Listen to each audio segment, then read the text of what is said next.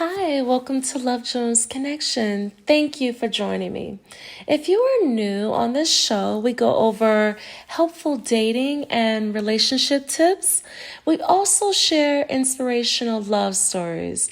I am happily married and I vividly remember singlehood and the process it took to get to my desired outcome, which was love, marriage, and a family. So if that is something you are interested in, definitely stay tuned. The question of the day: is your perfect match realistic? I am going to start today's show off with a lighthearted story. I'm sure we have all shopped at a store before, right? There are shoe stores, grocery stores, all type of stores. Well, in the story today, there's actually a husband store. And there is a woman by the name of Sheila, and she is excited about visiting the husband store. The store has one simple rule, and that one rule is once you leave a floor in the store, you cannot go back to that floor. Okay, fair enough.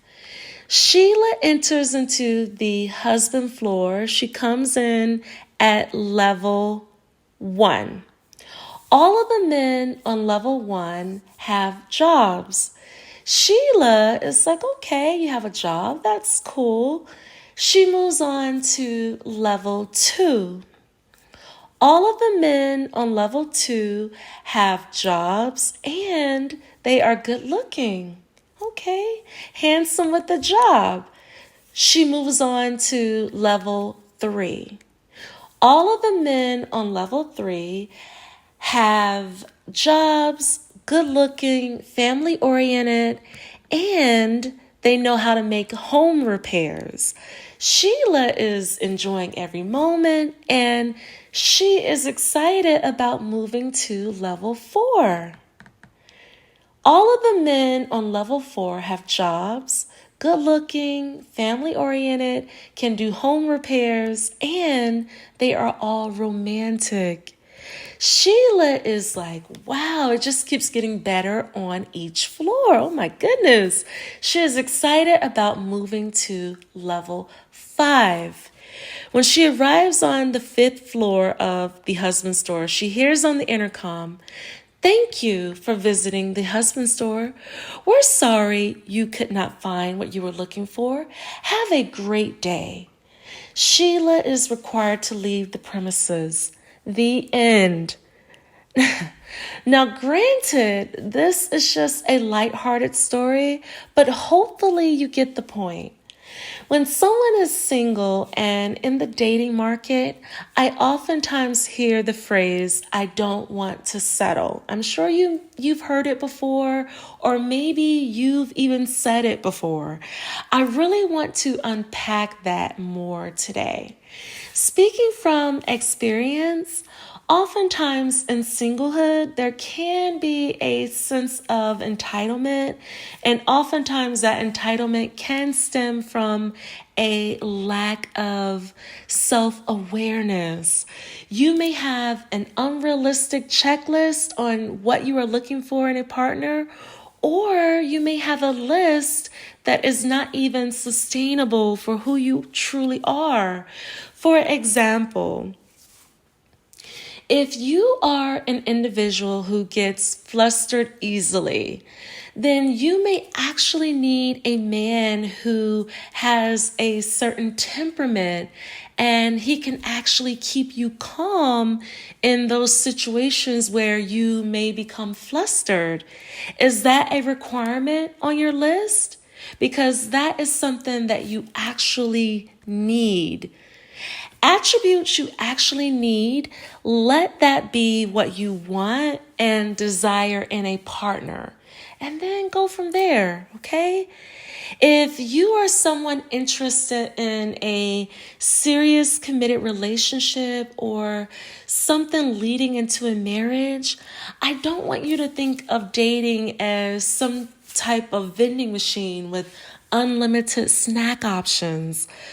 where you can just push a button and whatever it is that you have on your list, that you're going to just push buttons and then voila, you'll get whatever you have on your list.